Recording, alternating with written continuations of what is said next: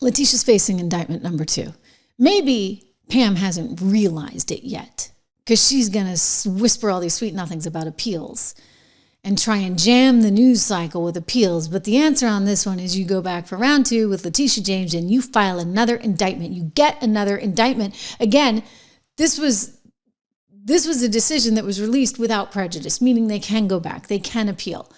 It's not going to do any good for James Comey, again, because of the statute of limitations, but it will do good for Letitia James. You can go back all day long, and you should. Although, again, it's the appeal.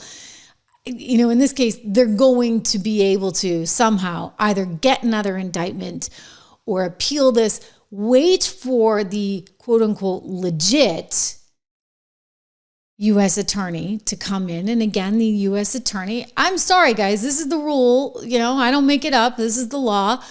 Because Eric left or was fired or whatever, I can imagine this, 10 days. They only had 10 days. So, of course, you know, 48 hours later, they stuff Lindsay in there, and then she has like 7 or 8 days to come up with the indictment. It's absolutely unbelievable. Like, I just cannot believe that they screwed up so enormously.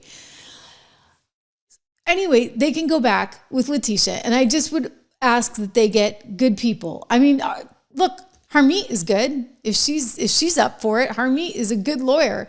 I want a good lawyer. I want a kick-ass lawyer that doesn't care about being on television, that's not going to go out and just say, well, I got to be on Hannity and God knows what else tonight.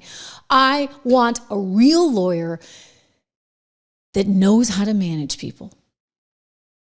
And when someone is not able to do the job, you know what, you can get rid of them. Because again, Letitia, they get stuff for days. And by the way, credit to Lindsay, who had to go out and find all this stuff.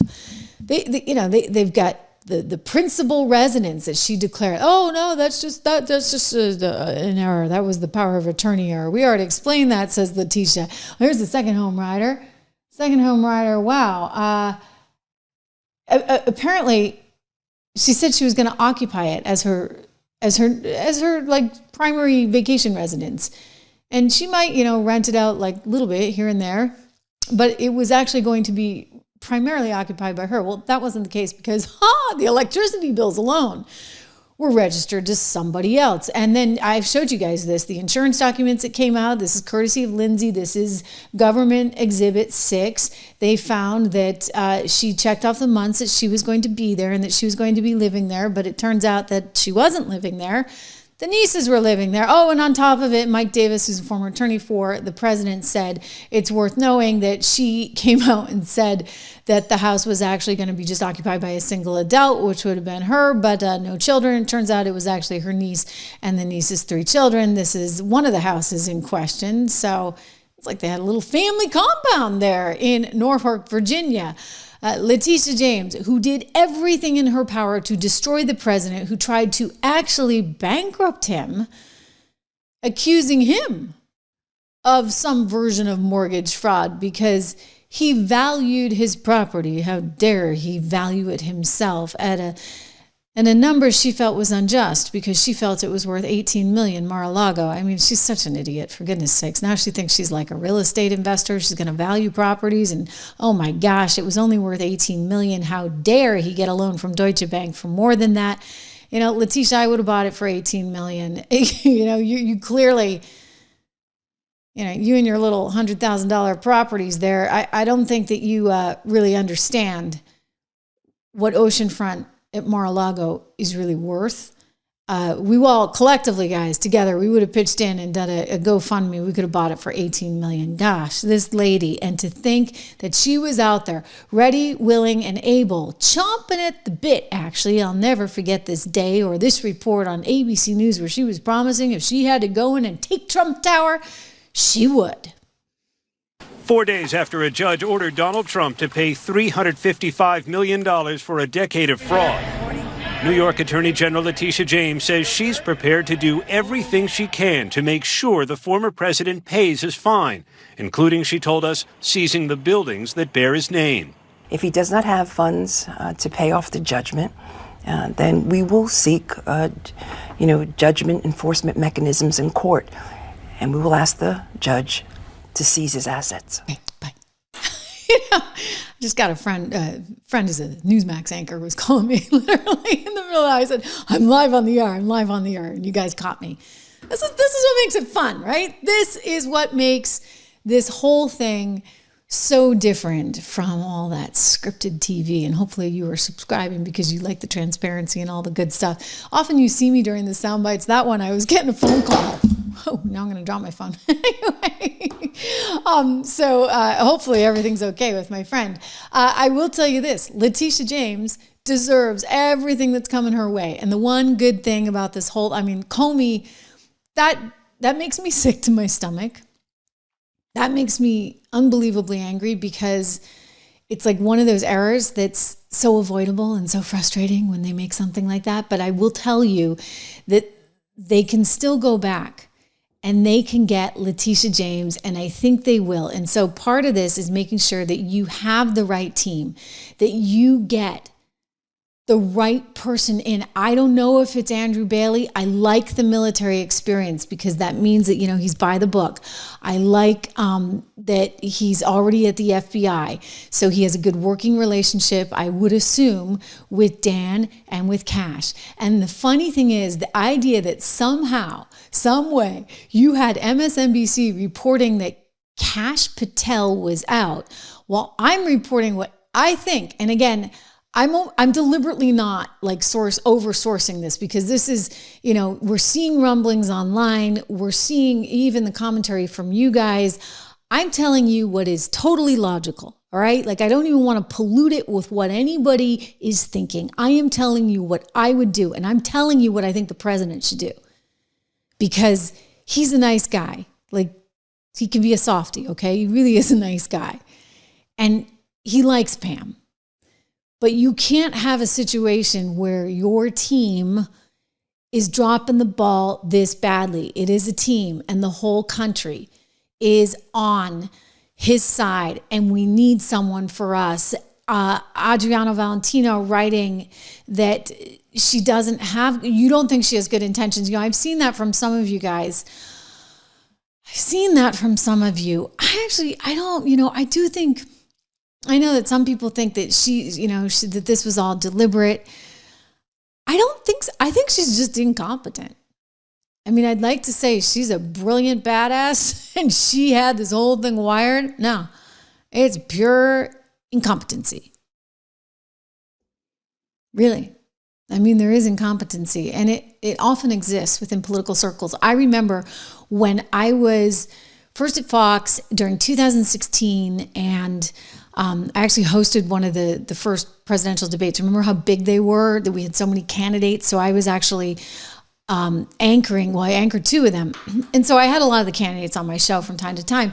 One of the things that sort of amazed me, I'll just share this with you anecdotally, the two candidates that would call you back like in a second would be the office of Carly Fiorina. Don't forget, she had been at HP. She was in the business world. And the office of Donald Trump. Always, you would get a call back, and everybody else, forget about it. Why?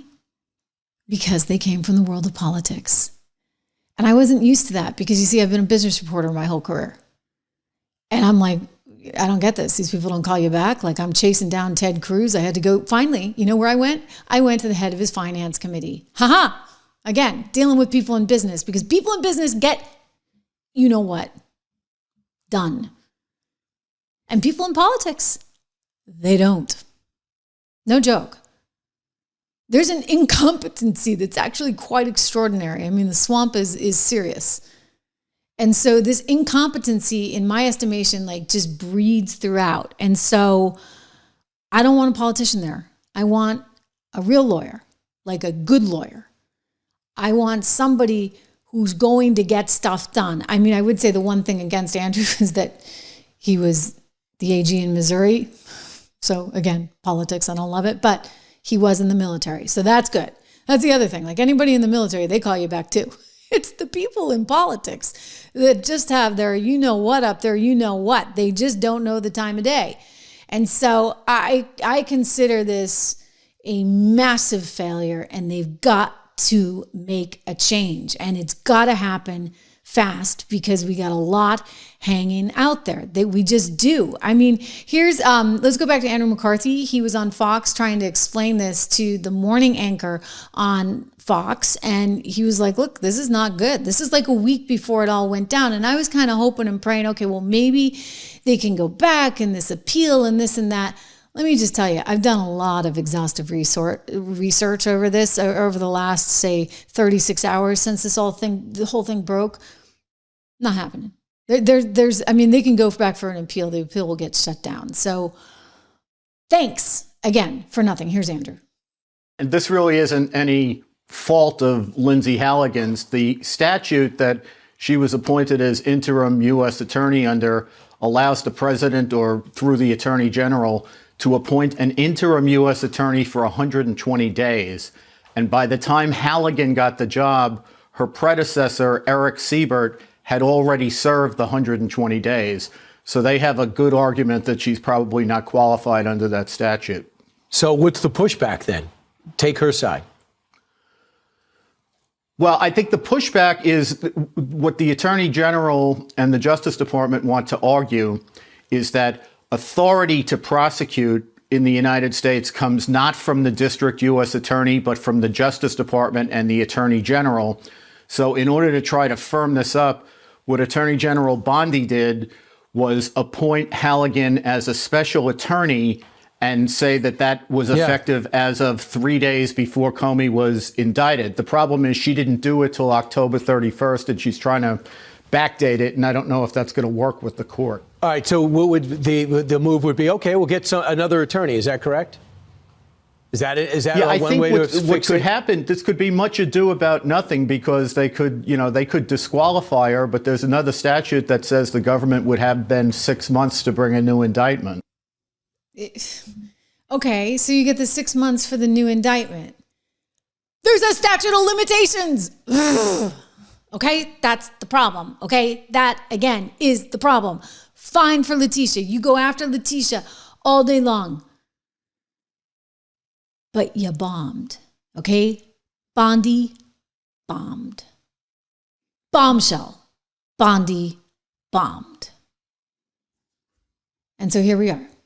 Okay? So we need more. We deserve more. We got to have a better situation.